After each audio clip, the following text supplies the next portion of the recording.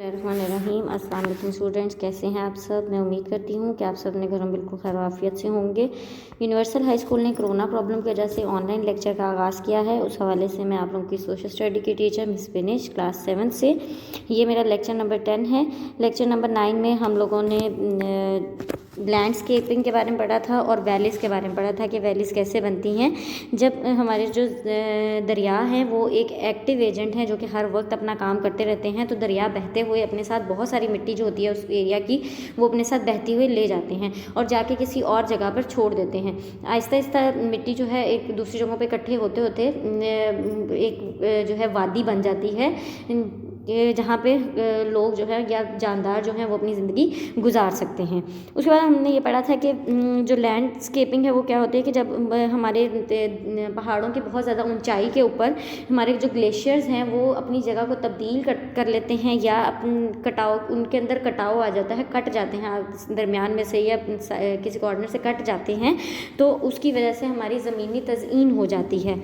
इसके साथ मैंने आप लोगों को एक होमवर्क दिया था जिसमें आप लोगों ने एक ही क्वेश्चन आपको दिया था, व्हाट इज़ वैली। तो इसका आंसर था the large eroded channel of the rivers are called valley. इसका आंसर आप लोगों ने स्टेटमेंट नंबर 43 आपका आंसर था। ये आप लोगों ने अपने नीट रजिस्टर पे इसका काम करना था और बाकी की जितनी भी स्टेटमेंट थी 41, 42 और 44, ये 3 स्टेटमेंट आप लोगों ने अपनी MCQs के लिए लाजमी याद करनी थी।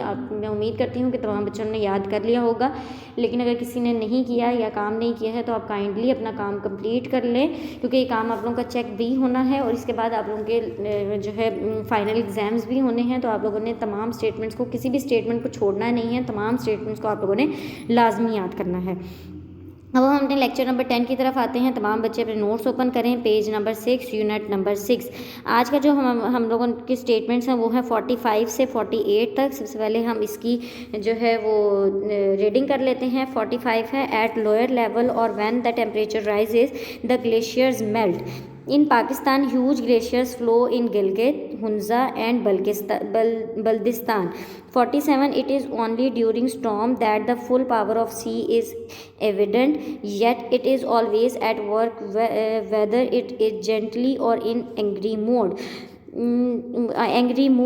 48, the avoided action of the sea water sometimes goes deep into the land, dividing the shores and the encircling the land with water, making island. आप मीनिंग लिख लें। मीनिंग में आप लोग स्टॉर्म का मतलब लिखें आंधी, तूफान। एविडेंट का मतलब होता है वाजिया।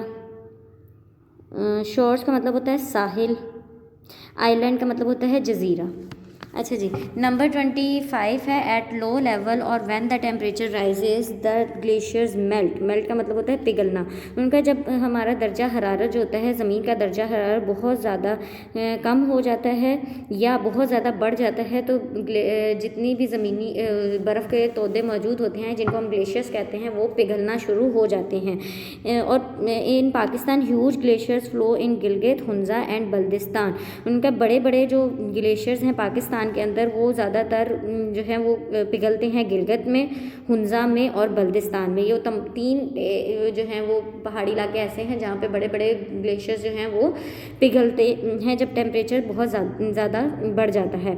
It is only during storm that a full power of sea is evident. उनका ऐसा तब देखने को मिलता है जबकि जो हमारा समंदर है वो वाज़िया तौर पर जिसमें वाज़िया तौर पर जब डिस्टर्बेंस मौजूद हो जाती है और आंधियाँ बहुत ज़्यादा आती हैं तो ये अपना काम करना शुरू कर देता है। उस टाइम में समंदर का जो पानी है वो बहुत ज़्यादा नरम और बहुत ज़्यादा एंग्री मोड में चला जाता है, बहुत ज़्यादा नाराज़गी वाले जो गुस्सीला अंदाज़ होता है उसमें जो है वो बहना शुरू कर देता है।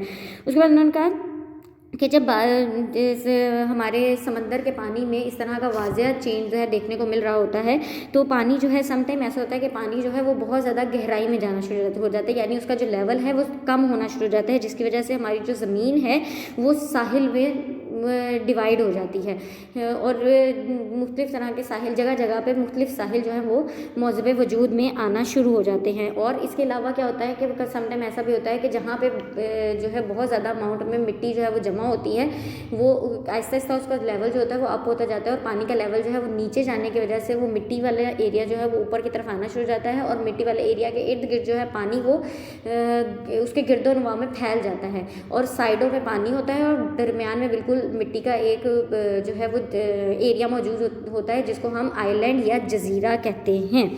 तो पानी के लेवल के नीचे होने की वजह से दो चीज़ें मौजूद वजूद में आती हैं, एक तो साहिल बन जाते हैं और दूसरा जजीरे बन जाते हैं, जो कि समंदर अक्सर समंदरों के दरमियान में कहीं पे हमें देखने को मिलते हैं। लेकिन वहाँ पे जो है ज़िंदगी जो है जानदार ज़्यादा लोग रहते हैं, हम इंसान जो हैं उन जजीरों पे बहुत कम रहते हैं, ज़्यादातर फॉरेस्ट वगैरह जो होते हैं उन जजीरों पे मौजूद होते हैं। लेक्चर नंबर 10 हमारा यहीं तक था। उम्मीद करती हूँ कि आप सबको लेक्चर नंबर 10 समझ आ गया होगा। अगर किसी बच्चे को कोई प्रॉब्लम है तो आप काइंडली मुझसे कांटेक्ट करें, मैं इसको मज़ीद एक्सप्लेन कर दूँगी। इसके साथ में आप लोगों को होमवर्क आप लोगों का ये है कि इसमें आप लोगों की जितनी भी स्टेटमेंट दी गई हैं वो तमाम स्टेटमेंट जो है शॉर्ट क्वेश्चंस के लिए और एमसीक्यूज़ और फिल इन द ब्लैंक्स तीनों के लिए बहुत ज़्यादा इंपॉर्टेंट हैं। तो आप लोगों ने इस इस लेक्चर नंबर 10 में जो है स्टेटमेंट जितनी भी हम लोगों ने पढ़ी हैं 45 से लेके 48 तक की जो स्टेटमेंट है वो आप लोगों ने तमाम की तमाम स्टेटमेंट आप लोगों ने अच्छे से याद कर लेनी है। याद करके आप लोग उसी के नीचे जैसे आप लोग अपनी स्टेटमेंट्स याद करके लिखते थे उसी तरह से आपने काम करना है। इसके क्वेश्चंस नहीं बनते तो आप लोगों ने स्टेटमेंट को याद करना है और जितने आप लोगों के क्वेश्चंस बने हुए हैं उनके नीचे ही आप लोगों ने उन स्टेटमेंट्स को 1 to 2 टाइम्स जो है वो लाजमी याद करके लिखना है, ताकि आप लोगों की जो याद की हुई स्टेटमेंट है वो अच्छे से आप लोगों को रिवाइज हो जाए आप लोगों की। इसके साथ लेक्चर नंबर 11 में इंशाल्लाह हम लोग स्टेटमेंट नंबर 49 से लेकर 52 तक पढ़ेंगे। अल्लाह पाक आपको और आपके घर वालों को अपने हिफ्ज़-ओ-अमान में रखे। अल्लाह हाफ़िज़।